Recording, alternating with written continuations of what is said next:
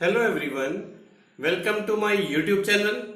आज इस accountancy class में क्लास 11th का कैश बुक पढ़ेंगे। अपनी लास्ट वीडियो में मैंने डबल कॉलम कैश बुक पढ़ाया था। आज भी मैं डबल कॉलम ही कैश बुक पढ़ाऊंगा, बट इसमें जीएसटी कैसे अप्लाई होता है वो बताऊंगा। देखिए मेरे साथ कैसे क्वेश्चन होते हैं जीएसटी वाले। जैसे मैंने क्वेश्चन लिखा है, enter the following transactions in two column cash book और मिस्टर अर्नब लूथरा। ये जो पूरा क्वेश्चन जो सेटअप है वो उसका ऑनर है अर्नब लूथरा, और ये सबसे पहले इंफॉर्मेशन दी है इसकी। पर आपको ध्यान रखना है डबल कॉलम कैश बुक के कॉलम कौन कौन से होते हैं। पहला डेट, फिर particular, voucher number, LF, cash और बैंक। ये जो कैश बैंक है ये प्लस साइड के हैं। अगर कैश और बैंक बढ़ेंगे तो इस साइड, और कैश और बैंक कम होंगे तो इस साइड लिखेंगे। अब जैसे पहली इंफॉर्मेशन लिखी है, जनवरी 1 कैश इन हैंड इसके पास था 2200 इसके पास कैश अवेलेबल है, तो प्लस का होगा, इसलिए 2200 लिख देंगे इसमें। और इसके बाद लिखा है कैश एट बैंक, यानी ये 50,000 बैंक में भी पड़े हैं, तो बैंक में पड़े हैं तो इसका मतलब प्लस के होंगे, तो इसको लिखेंगे to balance brought down. Date है जनवरी 1 2018। ध्यान रखिएगा, अगर यहां पे बैंक ओवरड्राफ्ट लिखा होता तो बैंक माइनस का होता तो उस साइड लिखा जाता। नेक्स्ट ट्रांजैक्शन है जनवरी 3 परचेज गुड्स फॉर ₹75,000। 75,000 रुपए का सामान परचेज किया है तो कैश गया होगा। आगे लिखा है ट्रेड डिस्काउंट 20%। ट्रेड डिस्काउंट वो डिस्काउंट होती है जो कंपनी का मालिक होलसेलर को देता है और होलसेलर रिटेलर को देता है, इसलिए वो डिस्काउंट शो कहीं नहीं होती। अगर ये कैश डिस्काउंट होती तो मैं अकाउंट में मान सकता हूं कि जर्नल एंट्री में शो होती है, पर ट्रेड डिस्काउंट जर्नल एंट्री में शो नहीं होती, सिर्फ माइनस होती है। जैसे मैं माइनस करूंगा, देखिएगा तो 75,000 रुपए का सामान है, इसका 20% 15,000 आएगा, तो यानी 75,000 रुपए का सामान जो है वो ट्रेड डिस्काउंट पे बिका 20%, तो कितने में सेल हुआ होगा? 60,000 में। आगे लिखा है पेमेंट मेड बाय चेक। जो हमने पेमेंट किया है वो करा है चेक से। जब हमने चेक से पेमेंट किया है तो 60,000 रुपए कहां से कम हो जाएंगे? बैंक से कम हो जाएंगे, तो लिखेंगे बाय परचेजेस अकाउंट। डेट है जनवरी 3। पर इसके साथ एक इंफॉर्मेशन लिखी है सीजीएसटी और एसजीएसटी। मैंने अपनी वीडियो में बताया था, अगर अमाउंट उधर आएगी तो दोनों टैक्स भी उधर जाएंगे, तो ये 6% और 6% है, दोनों किस साइड लिखेंगे? इस साइड। बाय, इसे लिखते हैं input. Input CGST 6%, by input SGST 6%। तो ये जो 6% लगना वो किस पे लगाएंगे हम आप लोग? 60,000 का। 60,000 का 6% 3600 हो जाएगा। इतना क्लियर हो गया होगा, दोनों सेम परसेंट है, दोनों का यही आएगा और दोनों की डेट भी सिमिलर होगी। ये भी ट्रांजेक्शन हो गया और ये भी कंप्लीट हो गया। Sold goods for ₹40,000, trade discount 15%, IGST 12%, payment receive by cheque. ये जो चेक रिसीव हुआ है, क्या इसकी इंफॉर्मेशन लिखी है लास्ट तक कि पेमेंट बैंक में पहुंचा नहीं पहुंचा? अगर इस चेक की आगे तक कोई इंफॉर्मेशन ना हो तो ये मान लेते हैं चेक उसी दिन बैंक पहुंच गया। तो 40,000 रुपए का सामान सेल किया है, 40,000 में ट्रेड डिस्काउंट कितनी है? 15%, तो इसका 15% कैलकुलेट कर लेंगे तो आएगा 6,000 रुपए। सामान 40,000 का था और ट्रेड डिस्काउंट 6,000 है, तो जब वो सामान सेल हुआ वो कितने में हुए? 34,000। 40,000 का सामान 6,000 डिस्काउंट पे सेल हुआ है, तो अमाउंट कितनी आई होगी मेरे पे? 34,000। और ये 34,000 जो रुपीज आए हैं वो आए हैं चेक से, तो चेक से जो पैसे आता है वो किस में पड़ेगा? बैंक में। तो लिखेंगे टू सेल्स अकाउंट। डेट कौन सी है? जनवरी 4। पर इसी के साथ लिखा है IGST 12%। जो IGST है वो किस पे लगेगा? इसी अमाउंट पे। To output IGST 12%। तो 34,000 का 12%,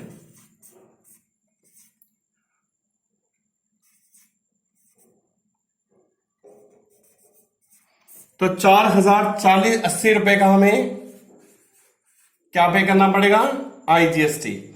ये मैंने 12% किस पे लगाया है? 34,000 पे। कितना आएगा? 4,080। अगर अमाउंट बैंक में आएगी तो टैक्स भी किस में आएगा? बैंक में आएगा। और डेट कौन सी होगी? सेम। ये भी पॉइंट हो गया। देखिएगा, चेक रिसीव फ्रॉम नरेश। अगर ये 1,000 रुपए का चेक जो हमें मिला है वो डेट कौन सी मिला है? 5 को। हम इसको देखेंगे कि आगे इसकी इंफॉर्मेशन दी है। अगर आगे इंफॉर्मेशन नहीं दी तो हम ये लेट कर लेंगे कि उसी दिन बैंक में जमा हो गया। देखिए नेक्स्ट लिखा है 8 जनवरी को, cheque receive from Naresh endorse to Suresh in full settlement of his account 1,050। अगर किसी पर्सन से चेक मिलता है तो उससे ना तो कैश बढ़ता है ना बैंक बढ़ता है। किसी पर्सन ने चेक दिया मुझे, मेरे हाथ में चेक है, अगले दिन मैंने वो चेक किसी और को दे दिया, ना तो मेरे जेब में कैश बढ़ा और ना मेरे बैंक में ट्रांजैक्शन बढ़ा। फिर से लेट करता हूं, अगर कोई पर्सन मुझे चेक दे और अगले दिन वो चेक किसी और को दे दूं तो ना तो कैश बढ़ेगा और ना ही बैंक बढ़ेगा, ना ही कैश कम होगा ना ही बैंक से कम होगा, क्योंकि चेक आया एक हाथ से और दूसरे हाथ से वो चेक चले गया, इसलिए इसकी ट्रांजैक्शन नहीं होगी। तो ये चेक रिसीव फ्रॉम नरेश नहीं बनेगी और चेक इंडोर्स टू सुरेश ये भी नहीं बनेगी। इसके बाद लिखा है date 9, paid life insurance premium of mister Arnab. Arnab company का मालिक है और जो कंपनी का मालिक होता है अगर वो कोई खर्चा करता है तो उसे ड्राइंग कहते हैं। तो लाइफ इंश्योरेंस प्रीमियम दिया है 100 रुपए, अगर पेमेंट किया है तो पैसा गया होगा, 100 रुपए लिख देंगे, कैश से कम हुआ है। बाय क्या लिखेंगे? ड्राइंग्स, क्योंकि कंपनी का ओनर अपने कोई भी खर्चे लिखेगा तो उसे क्या लिखते हैं हम लोग? ड्राइंग्स। और डेट है जनवरी 9। ये पेमेंट कहां से होगा? कैश से, क्योंकि चेक से पेमेंट नहीं हुआ इसका। ये भी ट्रांजैक्शन हो गया। Cheque received a cheque from Pawan in full settlement of his account of ₹750। Pawan से 750 रुपए लेने थे पर उसने हमें कितना का चेक दिया? 700 रुपए का। हम देखते हैं कि हमने अगली इसकी इंफॉर्मेशन है या नहीं है। अगर नहीं है तो हम ये मान लेंगे बैंक में जमा हो गया। आगे लिखा है Pawan cheque return dishonoured by the bank. अगर बैंक में जमा हुआ होगा तभी तो डिसऑनर्ड हुआ होगा। डिसऑनर्ड का मतलब खराब हो गया। तो पहले हम इस चेक को बैंक में जमा कराएंगे। देखो 700 रुपए बैंक में बढ़ा दिए, प्लस है ना, किसकी वजह से चेक बढ़ा? पवन की वजह से, पवन अकाउंट। अगर आपको अकाउंट लिखना है तो आगे आप एपोस्ट्रोफी एस लगा के लिखेंगे, अदरवाइज नहीं लिखेंगे। 10 तारीख को 700 रुपए बैंक में जमा हुए पर लिखा है Pawan cheque return and dishonoured by the bank. 16 तारीख को वो चेक खराब हो गया, तो जो हमारे पैसे बैंक में बढ़े वही हमारे क्या हो गए? 700 रुपए कम हो गए। किसकी वजह से? क्योंकि चेक किसका था? पवन। अगर आपको अकाउंट लगाना है तो आपको एपोस्ट्रोफी एस लगा के अकाउंट लगाना होगा। डेट 16। नेक्स्ट लिखा है,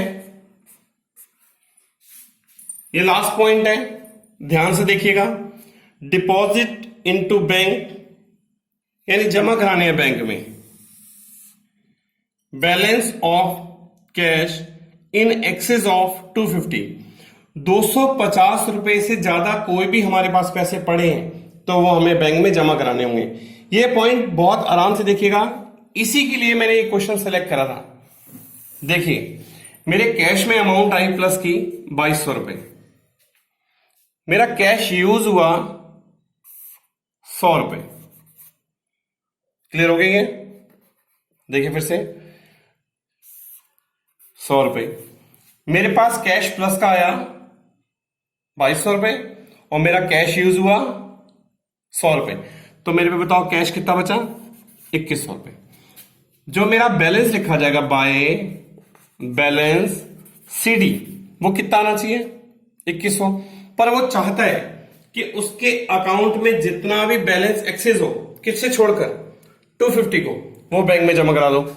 यानी 250 छोड़ देने 2100 में से, तो बचे कितने?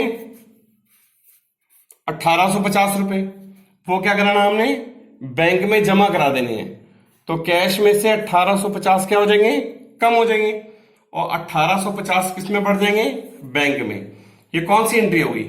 कॉन्ट्रा एंट्री होगी। देखिए, और लिखेंगे कौन से कॉलम में? लेजर फॉलियो में। फिर से रिपीट कर रहा हूं, ये टोटल 2200 है, इसका टोटल 100 आया। 2200 में से 100 माइनस करें तो कितने बचे? 2100 रुपए। पर हमारा जो बैलेंस आना चाहिए 2100 आना चाहिए था, पर वो कह रहा है बैलेंस कितना होना चाहिए हमारे पास? सिर्फ 250। तो 250 छोड़ने के बाद हमारे पास एक्सेस कितने हैं? 1850। उसका क्या करें? वो हम बैंक में डिपॉजिट कर देंगे। अगर बैंक में डिपॉजिट करेंगे तो कैश कम हो जाएगा और बैंक बढ़ जाएगा। तो ये कॉन्ट्रा एंट्री हो गई। तो बैंक वाले कॉलम में क्या लिखते हैं? टू कैश अकाउंट, और कैश वाले में क्या लिखेंगे? By bank account. और इसकी डेट थी जनवरी 20। जनवरी 20। अब हमारे पास जो बैलेंस, हमारा आंसर आएगा वो कितना आएगा? 250। और बोथ साइड टोटल कितना हो गया? 2200 रुपए। इसका भी टोटल कितना हो गया? 2200 रुपए टोटल। अब हम कैश का टोटल करेंगे। कैश का टोटल है 0, 8 और 5 3, 1 कैरी, 8 और 8 6 16, 1 कैरी, 4 4 8, 8 और 1 9 और 1 10, 1 कैरी, 8 और 9 90,630। तो इसका जो टोटल है वो आया 90,630, और इस साइड का जो टोटल आएगा वो आएगा 60,000 और 67,900। इसका टोटल आया 6 दूनी 12। ठीक है, अब इस टोटल में से ये टोटल क्या करेंगे हम लोग? माइनस करेंगे। तो आंसर जो बचेगा वो बचेगा 22,730 रुपए। लिखते ही बोथ साइड टोटल क्या हो जाएगा? इक्वल हो जाएगा। और ये डेट कौन सी होगी? जनवरी है तो 31 जनवरी। सीडी है तो ये फरवरी 1 को क्या हो जाएगा? To balance brought down. इसका टोटल होगा 250, ये जो वाला बैलेंस आ गया, और इसका टोटल होगा 22,730। और सबसे लास्ट में आप इसको क्लोज कर देंगे। ध्यान रखिएगा, अगर कोई चेक हमारे पास आए और वो चले जाए कहीं और या इंडोर्स कर दें तो उसकी एंट्री नहीं होती। अगर कोई चेक हमारे पास आता है और आगे तक उसकी इंफॉर्मेशन नहीं भी हो तो आप ये लेट कर लेंगे कि ये चेक उसी दिन बैंक में जमा हो गया। पर आगे अगर इंफॉर्मेशन लिखी है तो उसका वेट करेंगे हम। अगर आपको ये सारे पॉइंट्स मेरे क्लियर हो गए हो, कैसे जीएसटी लगाई मैंने, आपको क्लियर हो गया हो, तो प्लीज मेरे चैनल को लाइक करें, शेयर करें एंड सब्सक्राइब करें। Thank you for watching my video.